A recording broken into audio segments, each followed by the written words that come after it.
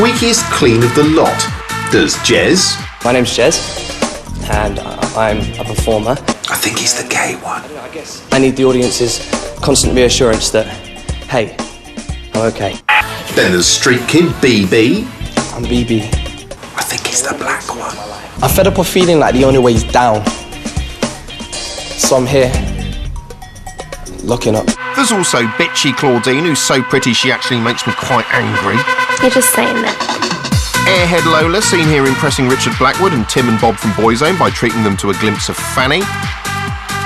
Lauren, the girl next door, assuming you live next door to a stage school. And Danny, the combined heartthrob and ball ache, who constantly looks like he's just wandered off the set of an 80s chewing gum commercial, failing to carry off a look that wasn't even fashionable then. Actually, the show can't quite make up its mind about Danny. One minute he's a nervy, shy, nice guy, and the next he's behaving like the biggest shit-eating, posturing little bum balloon you've ever seen in your life. I'm a man. No, you're a He's a man. No, he's a I'm a man. No, you're a He's a man. No, he's a Oh, forget it. To be fair, behind Danny's shallow exterior lies a shallow but faintly sad interior.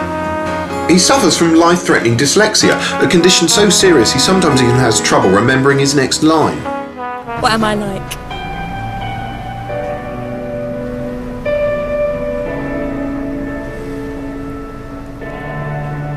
Wicked. Naturally, Danny initially tries to keep his condition a secret, which leads to much inner turmoil, subtly conveyed by having him stomp out of the room every few minutes.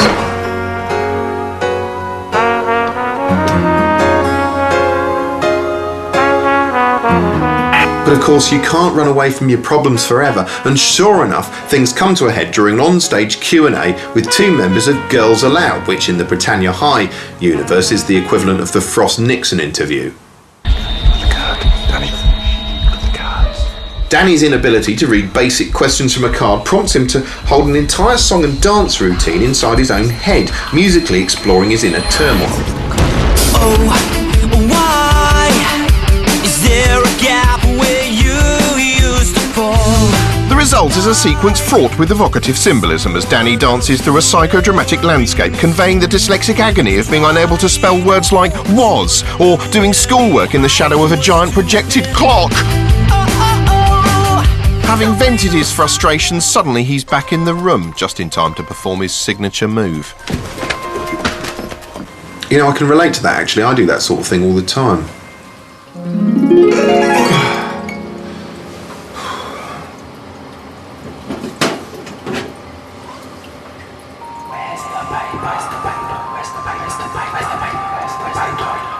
Oh no! Where's the paper? Where's the paper? Where's the paper? I need to wipe my... Where's the paper? Where's the paper? Where's the paper? I need to wipe my... Where's the paper? Where's the paper? Where's the paper? I need to wipe my bum!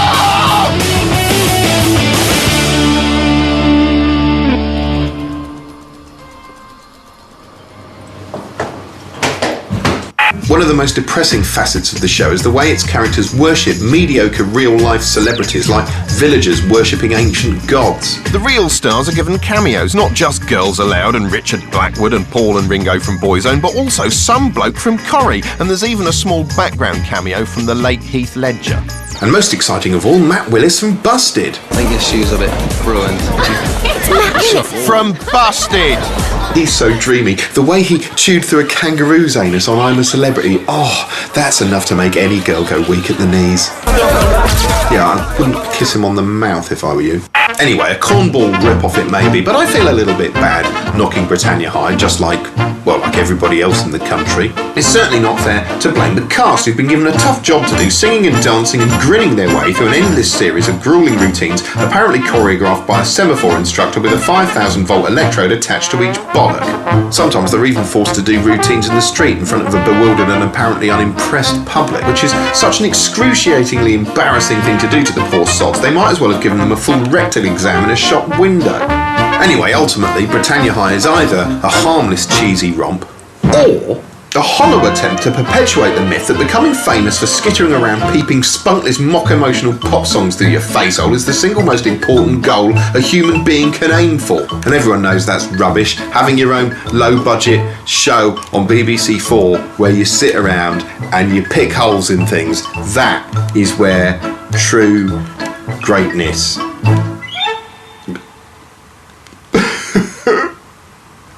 And now never let it be said that this is not a cultural show. It is, and to prove it, here's the first of our regular poetry slot thing from Tim Key, the poet. I fucked that up. So this is my first poem. It's about the whole furore, Russell Brand and Jonathan Ross, and the overreaction. Hello, Mr. Boyes. I was just phoning to thank you for all the joy you've given over the years. From ever decreasing circles. This is Wassy on the phone. And this bit is not made clear, so I'll just say that now. From ever decreasing circles right through to the good life and your cameo in Frankenstein. My heartfelt thanks, and also Wassell's, and also the nation's. Wassell sat cross-legged in the corner, not having sex, and typing a gushing email to Wonnie Corbett, and in general being well behaved. The producer, the young producer who was caught up in this turmoil, continued to knit June Whitfield a scarf. Do I call Broadbent? Wassy fawned. Bland cross-faded into the next track. Yes, said he. Yes, the media watchdog echoed. Call Broadbent, call Salis, call Sue Bloody Pollard, call Twigger, call the bloody lot. Wassy ran a manicured hand through his silken locks and psyched himself up. And he called the next national treasure on his list. All imagined. That was an imagined one. The world as we know it might seem pretty stable, but it's got an unfortunate habit of changing in the click of an eye. Why, only this time yesterday we were all cruising along on the crest of an economic boom wave type thing. Houses were worth an average of £10 trillion, pricey high-tech gadgets were ours for the taking, and we thought bleeding nothing of shelling out 350 quid for a punnet of organic strawberries to feed to our cosseted and disgusting little offspring. Yes, literally everyone was absolutely loaded. Well, everyone apart from a few million poor people we like to belittle and demonise. Things was good. And then we woke up. Having brought the world's banking system to the very brink of collapse, the credit crunch is now threatening whole countries. Yes, because it turns out that was all a dream. Rather than an engine powering our prosperity and aspirations, the stock market was actually nothing but a bunch of silly made-up numbers floating in a bowl of dream juice. Suddenly we're all paupers and it's very, very, very, very, very, very, very, very sad. The financial situation is so grim that even contestants on the depressing Scrabble for Pennies auction show Cash in the Attic are moved to bloody tears when their goods sell for more than they bargained for. £410.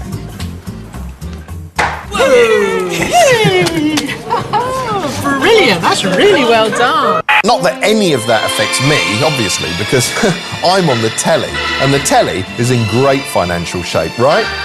Wrong. Even before the credit crunch became big news, TV was feeling the pinch.